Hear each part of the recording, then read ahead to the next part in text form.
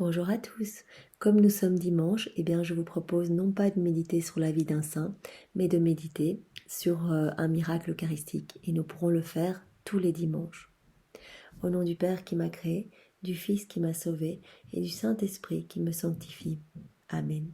Jésus, je me plonge dans ta divine volonté et je te demande de venir vraiment passer ce moment en chacun de nous. Viens méditer ce moment en nous.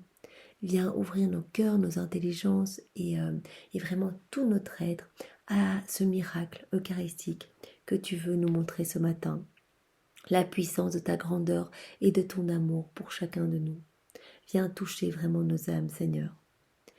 Alors ce miracle a eu lieu en fait au début du XVIIIe siècle, en Italie, en Toscane, plus particulièrement à Sienne. Il y avait une coutume médiévale qui voulait vraiment que toute la ville parte en l'honneur de Marie en procession jusqu'à la cathédrale importante de la ville. Et donc à ce moment-là, il y a des mauvaises personnes qui ont profité de ce temps un petit peu où il y avait peu de personnes près du petit couvent franciscain pour aller forcer la porte et aller dérober un ciboire contenant 351 hosties consacrées. Alors le lendemain, le père qui devait célébrer la messe se rend compte de l'effraction et donc directement il alerte l'archevêque de Sienne, etc. Et l'archevêque ordonne que toute la ville fasse une procession de réparation, demande pardon au Seigneur pour tant d'outrages dans ce vol sacrilège, pour toutes les offenses qu'il a peut-être reçues dans ces hosties consacrées, qui ont disparu dans la nature. Alors toute la ville se met en recherche pour essayer de retrouver ces hosties consacrées, en vain.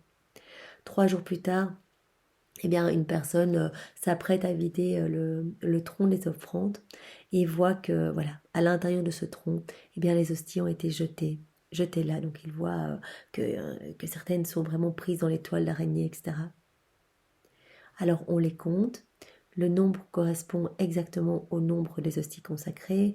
Il y a des tests pour s'assurer que ce sont bien les hosties consacrées.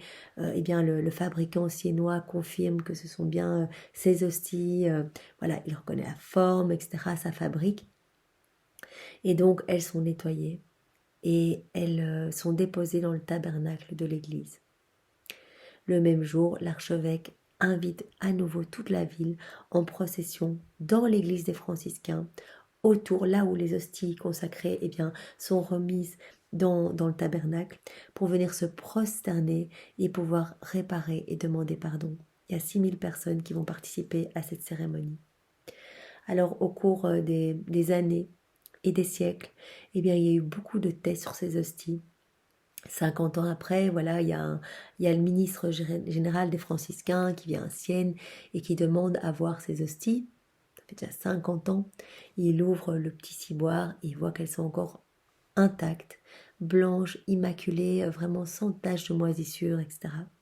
Il y a beaucoup d'examens qui sont faits encore au cours des années, énormément de tests, etc. Ils essayent même avec des hosties non consacrées qu'ils enferment également dans une petite boîte en fer. Après quelques semaines, ces hosties sont piquées de verre, etc.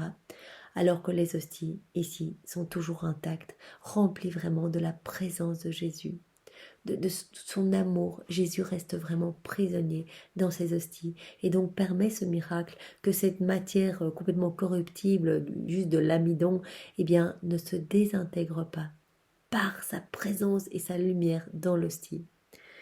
Alors, 133 ans après, il y a de nouveaux tests et la conclusion est déposée que les hosties sont toujours intactes. Et puis, encore des tests plus tard, en 1951, etc. Donc, vraiment, d'autres tests sont réalisés et toujours les mêmes conclusions. Parfait état dans la consistance, l'épaisseur, la forme et la solidité. Alors, ces hosties sont à nouveau volées, donc moitié du XXe siècle. Et heureusement, les hosties sont retrouvées tout près de l'église, dans le jardin, et sont remises dans la pyxide d'argent qui est installée en 1956 dans un ostensoir destiné aux processions. Donc vraiment ces hosties qui sont bénies, mais qui sont remplies donc de Jésus, mais qui sont miraculeuses, parce que vraiment le fait qu'elles ne se détruisent pas, c'est incroyable, c'est vraiment un miracle de la splendeur de Dieu, eh bien voilà, restons toujours dans cette église et beaucoup de personnes viennent en procession vraiment pour adorer Jésus et remercier pour ce miracle. Alors Jean-Paul II, quand on lui avait raconté ce miracle, avait eu ce mot: merci mon Dieu, il y a vraiment là ta présence. Il y a vraiment là la présence de Jésus dans les hosties. Vraiment, ce miracle, comme tous les autres miracles eucharistiques, doit nous pousser vraiment à aller à la messe, à adorer Jésus dans le Saint-Sacrement. On ne devrait plus avoir aucun doute. Et nous allons voir vraiment tous les dimanches des miracles eucharistiques pour renforcer notre foi et vraiment que nous puissions eh bien, adorer de mieux en mieux, de plus en plus notre Seigneur, caché, prisonnier d'amour dans le Saint-Sacrement. Au nom du Père et du Fils et du Saint-Esprit. Amen. Eh bien, passez un beau dimanche dans la divine volonté de Jésus. Soyez tous bénis. Au revoir.